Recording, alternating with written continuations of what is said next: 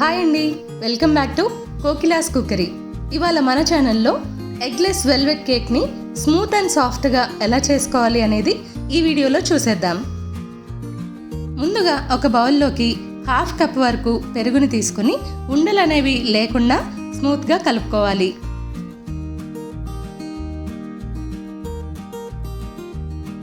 ఇప్పుడు దీనిలోకి 1 కప్పు వరకు ఐసింగ్ షుగర్ని యాడ్ చేసుకోవాలి. ఐసింగ్ షుగర్ అంటే షుగర్ని మనం పలుకులు లేకుండా పౌడర్ లాగా చేసుకుని తీసుకోవాలి. దాన్నే ఐసింగ్ షుగర్ అంటారు. ఇలా షుగర్ మెల్ట్ అయిన తర్వాత దీనిలోకి 1/2 కప్పు వరకు వెజిటబుల్ ఆయిల్ని వేసుకుని కలుపుకోవాలి.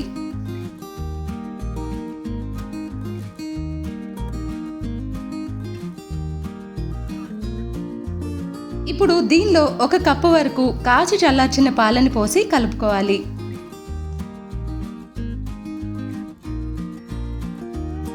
ఇలా కలుపుకున్నాక ఇప్పుడు ఒక జల్లెడలో 1.5 కప్పు మైదా పిండి, 2 టీ స్పూన్ల baking powder, 1 teaspoon baking soda, 1 tablespoon cocoa powder, 1/2 teaspoon ఉప్పు వేసి జల్లించుకోవాలి. ఇలా జల్లించుకోవడం వల్ల పిండి అనేది ఉండల్లాగా కాకుండా స్మూత్గా పడుతుంది. కలుపుకోవడానికి కూడా చాలా తేలికగా ఉంటుంది.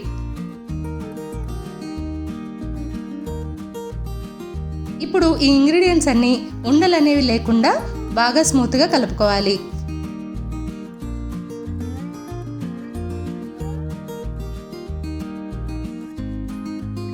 చూసారు కదా, స్మూత్ టెక్స్చర్ వచ్చింది. ఇప్పుడు దీనిలోకి మనం 4 to 5 teaspoons red food కలర్ని యాడ్ చేసుకోవాలి.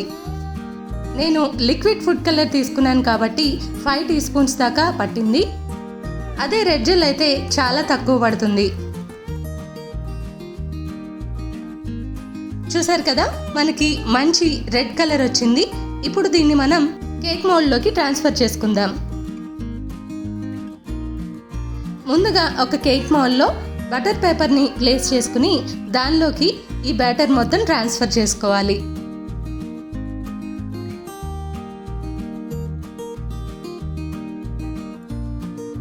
ఇప్పుడు స్టవ్ మీద ఒక ప్యాన్ పెట్టి దానిలో స్టాండ్ని ప్లేస్ చేసుకుని పైన లిడ్ పెట్టి 5 మినిట్స్ పాటు ప్యాన్ని ప్రీహీట్ చేసుకోవాలి.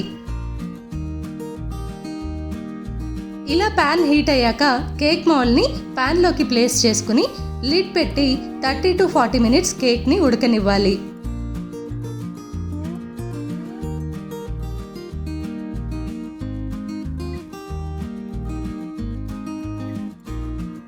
థర్టీ మినిట్స్ తర్వాత కేక్ని ఒకసారి టెస్ట్ చేసుకుని స్టవ్ ఆఫ్ చేసుకోవాలి. చూసారు కదా, టెస్ట్ చేసినప్పుడు కేక్ ఎక్కడ దీనికి అంటుకోలేదు, అంటే కేక్ పర్ఫెక్ట్గా రెడీ అయిపోయింది. ఈ కేక్ రూమ్ టెంపరేచర్లోకి రాగానే మౌల్డ్లోంచి కేక్ని బయటికి తీసేసుకోవాలి.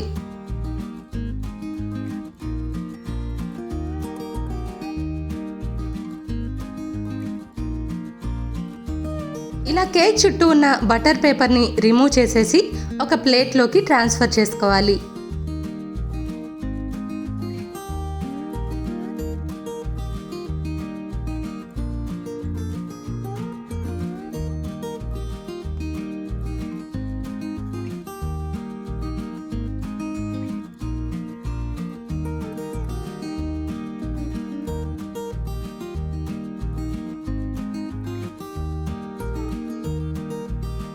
చూస్తున్నారు కదా, కేక్ స్మూత్గా స్పాంజ్ లాగా రెడీ అయిపోయింది. ఇప్పుడు దీన్ని మనం సర్వ్ చేసేసుకోవచ్చు. ఈ కేక్ని మనం కూల్ కేక్కి కూడా యూస్ చేసుకోవచ్చు. దీన్ని లేయర్ కింద కట్ చేస్తే పర్ఫెక్ట్ టెక్స్చర్ కూడా ఉంటుంది. సో చూసారు కదా, ఎగ్లెస్ వెల్వెట్ కేక్ని ఎంత ఈజీగా చేసుకోవచ్చో మీరు కూడా ఒకసారి ట్రై చేయండి. ఇదండి ఇవాళ మన రెసిపీ. మీకు కనుక నా రెసిపీస్ నచ్చినట్టయితే ప్లీజ్ లైక్, షేర్, కామెంట్ చేసి సబ్స్క్రైబ్ చేసుకోవడం మర్చిపోకండి. Thank you.